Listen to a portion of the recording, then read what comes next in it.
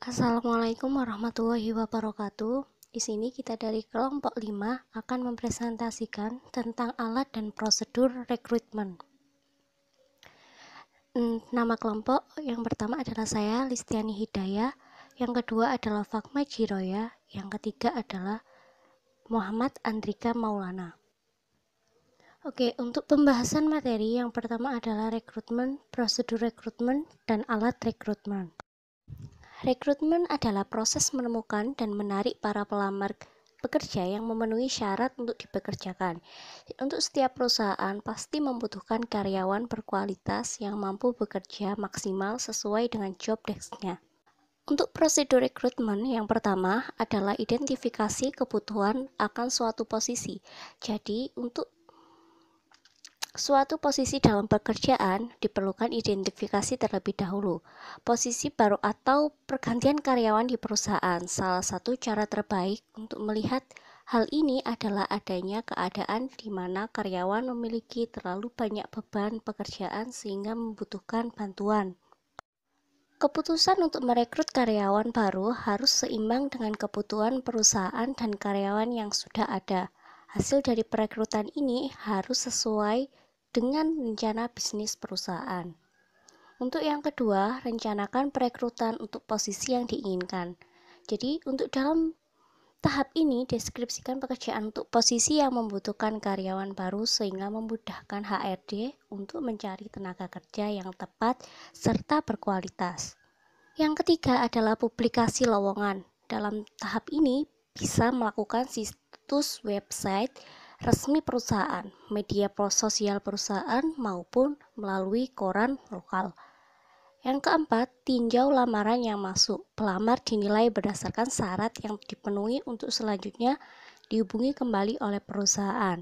Tujuan penyaringan ini adalah untuk efisiensi waktu. Untuk yang kelima, wawancara kandidat berkualitas. Di sini dijadwalkan wawancara kerja dengan mereka untuk melakukan perbandingan antara satu dengan yang lainnya. 6. Referensi dan latar belakang. Pastikan untuk memeriksa semua klaim yang dikatakan kandidat termasuk kredensial pendidikan, riwayat pekerjaan, dan latar belakang kriminal.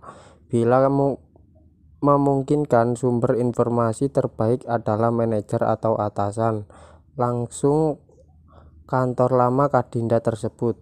Selain itu, melihat profil kandidat di media sosial dan dalam hal ini postingan yang mereka buat masuk dalam proses rekrutmen dengan tujuan untuk lebih mengenal kandidat tersebut. 7. Pilihan orang yang paling berkualitas. Setelah melewati tahap sebelumnya, perusahaan dapat menentukan kandidat mana yang paling berkualitas dan mampu bekerja dengan maksimal di perusahaan. Buat penawaran dan berikan informasi kepada kandidat yang belum berhasil.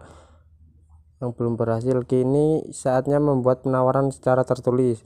Buat penawaran sesuai dengan kemampuan dan hasil pemeriksaan referensi sebelumnya. Jangan lupa pastikan agar tim HRD memberikan pemberitahuan kandidat yang belum berhasil, karena sangat penting untuk menjaga citra perusahaan di mata publik. 9. Negosiasikan rincian gaji dan tanggal mulai bekerja. Semakin tinggi posisi yang ditawarkan, maka semakin besar kemungkinan kandidat menegosiasikan gaji, uang lembur, jaminan kesehatan, dan sebagainya. Proses ini sekaligus menentukan tanggal mulai bekerja, karena biasanya kandidat meminta untuk menjalankan proses pengunduran diri dari perusahaan sebelumnya. 10. Menyambut karyawan baru. Jaga hubungan baik dengan karyawan baru dari mulai mereka menerima penawaran kerja. Alat rekrutmen. Alat tes yang digunakan untuk rekrutmen adalah 1.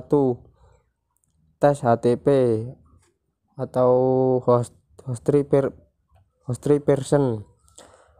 Tes ini umumnya memiliki tujuan mengukur keseluruhan pribadi yang digunakan dalam tes HTP, normalnya 10 menit. Beberapa alasan digunakan tes HTP sama seperti tes DAP dan PAUM, yaitu ketiga objek tersebut paling dikenal oleh orang. Hampir semua yang tak menantang diminta menggambarkannya dibanding dengan objek lain, objek yang lebih dapat menstimulir verbalisasi yang sifatnya jujur dan bebas.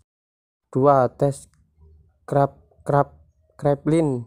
Pada awal tes ini dimasukkan untuk mengetahui kepribadian seorang dengan kecenderungan klinis, diantaranya untuk mengukur ingatan dan hal yang berhubungan dengan kelelahan distraksi. Kemudian dalam perkembangan alat tes ini digunakan untuk mengatur bakat. Selanjutnya yang ketiga adalah tes Pauli. Tujuan dari tes Pauli adalah untuk mengetahui batas perbedaan kondisi individu, melihat prestasi dengan tepat, dan mengetahui pengaruh sikap kerja terhadap prestasi. Aspek kepribadian yang diukur dalam tes Pauli antara lain kekuatan kemauan, daya tahan dan keuletan, ketekunan dan konsentrasi, daya penyesuaian, vitalitas atau energi, dengan asumsi energi sama dengan prestasi, kecermatan dan ketelitian, stabilitas emosi, sikap terhadap tugas, sikap dalam menghadapi tantangan, dan cara mengendalikan diri. Kemudian yang keempat adalah tes CFIT atau Culture Fit Intelligence Test. Tes ini dirancang untuk memberikan sebuah estimasi kecerdasan yang relatif bebas dari pengaruh bahasa dan budaya. Tujuan dari CFIT adalah untuk mengatur fleet intelligence atau kemampuan analisis dalam situasi abstrak dalam pola yang sebebas mungkin dari pengaruh budaya. Kemudian tujuan selanjutnya yaitu instrumen CFIT untuk meminimalisir pengaruh-pengaruh yang tidak relevan dari pembelajaran budaya dan sosial, sehingga dihasilkan pemisahan yang lebih bersih terhadap kemampuan alami dari pembelajaran yang spesifik. Selanjutnya yang kelima adalah tes Papikostik.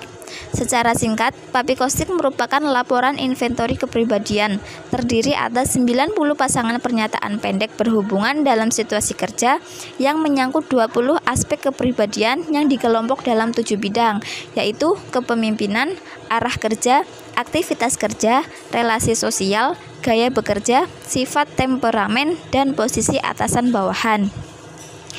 Tes Papikostik saat ini sering digunakan dalam hidup HRD di suatu perusahaan atau organisasi. Tes ini merupakan salah satu tes kepribadian yang tercermin dalam tingkah laku yang didasarkan pada kategorisasi. PAPI mengukur role dan need individu dalam kaitannya dengan situasi kerja. Dengan mempelajari Papikostik, maka kita akan banyak memperoleh informasi mengenai profil individu baik dari segi tipologi kepribadiannya maupun dalam konteks pekerjaannya. Sekian presentasi dari kelompok kami. Apabila ada kurang lebihnya, kami memohon maaf. Wassalamualaikum warahmatullahi wabarakatuh.